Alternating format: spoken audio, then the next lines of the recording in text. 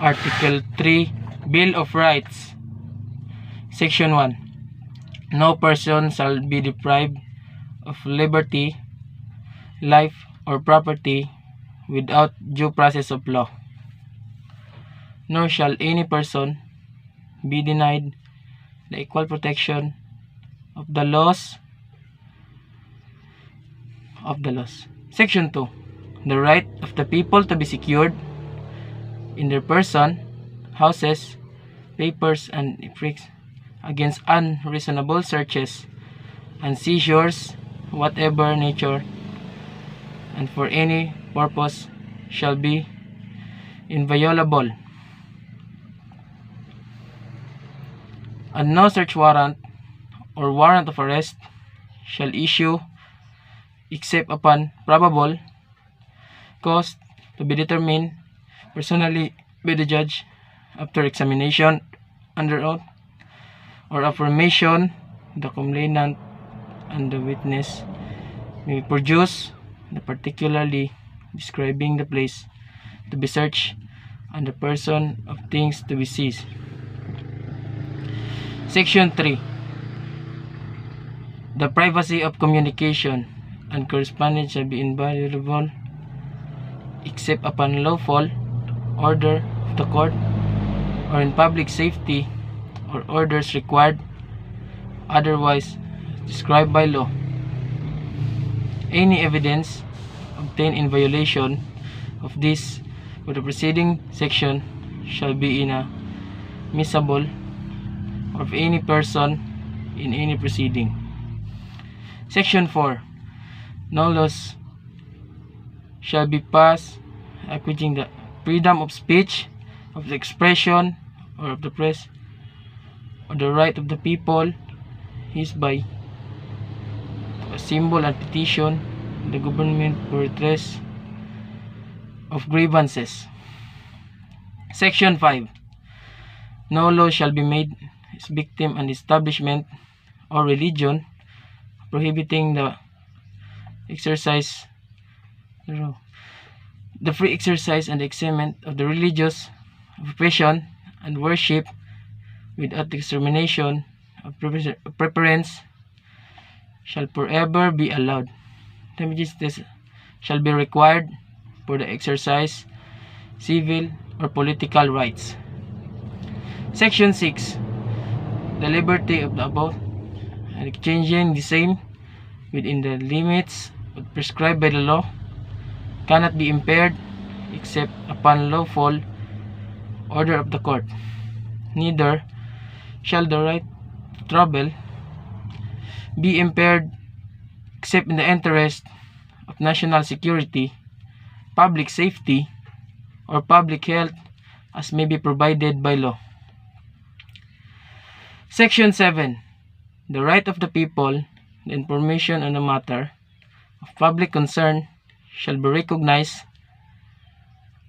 Access to official records of the documents and papers pertaining to official transactions, decisions, as well as the government research data used as basis for policy development shall be afforded citizen subject for such limitations as may be provided by law. Section 8. The right of the people, including those employed in the private sector, the private unions, associations, or societies, for purposes not contrary to law, shall not be abridged. Section 9.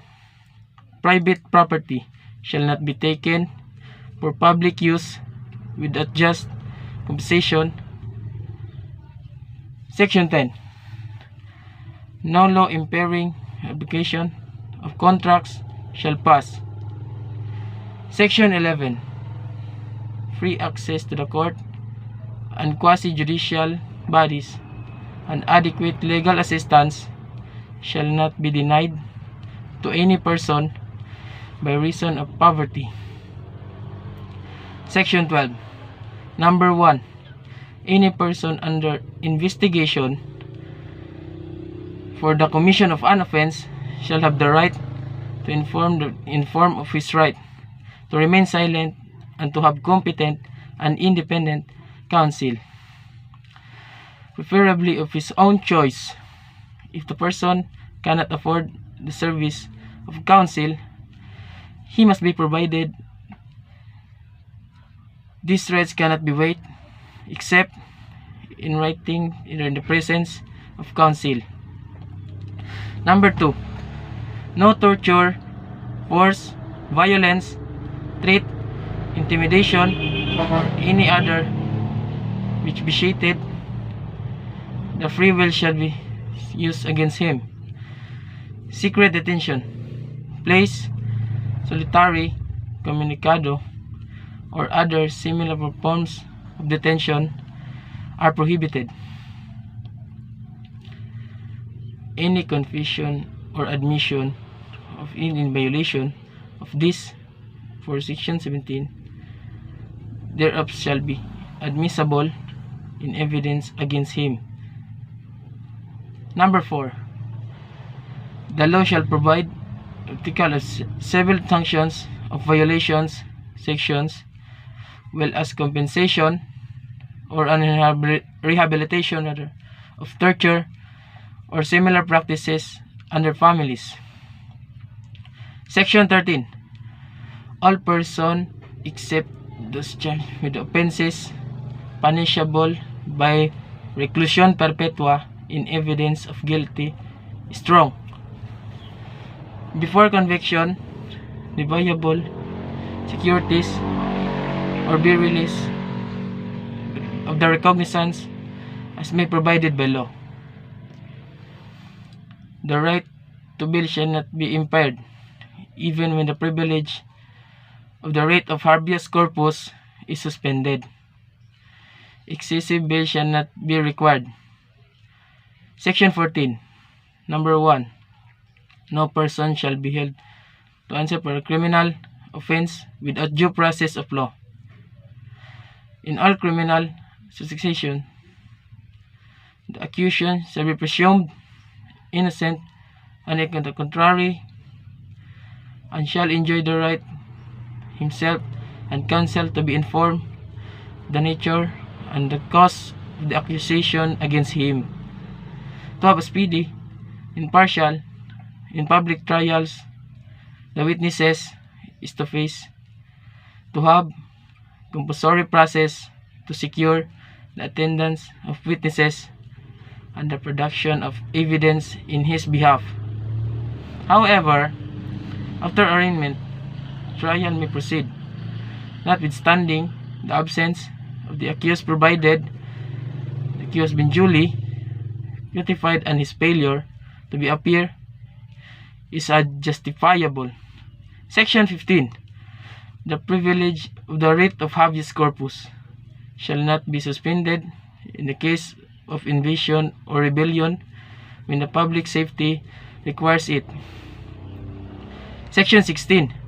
All persons shall have the right to speedy disposition of the cases before all judicial, quasi-judicial, or administrative bodies.